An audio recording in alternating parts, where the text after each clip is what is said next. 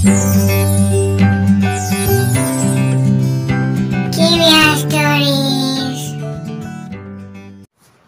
Friends, welcome to our channel. ఇప్పుడు మనం ఒక కథ చెప్పుకుందాం. అనగనగా ఒక నది. ఆ నదిలో ఒక ఋషి స్నానం చేస్తున్నాడు. అదే సమయంలో ఒక తేలు నదిలో పడిపోవడం చూశాడు అతను. ఆ తేలు నదిలో మునిగిపోకుండా బయటపడటానికి ఎన్నిసార్లు ప్రయత్నం చేసినా ఫలించలేదు. ఇదంతా స్నానం చేస్తూ చూస్తున్న ఋషికి జాలి వేసింది. దాన్ని కాపాడదామని తేలుని ఋషి చేతిలోకి తీసుకున్నాడు. తేలు బయటపడి ఋషిని కొడుతుంది. అతను బాధతో మళ్ళీ నదిలోకి విసిరేస్తారు. అలా చాలాసార్లు కాపాడుతుంటే కొట్టడం, నదిలోకి పారేయడం జరుగుతుంది. చివరికి ఋషి తేలుని ఒడ్డుకి విసిరేస్తాడు. తేలు బ్రతికి బయటపడుతుంది.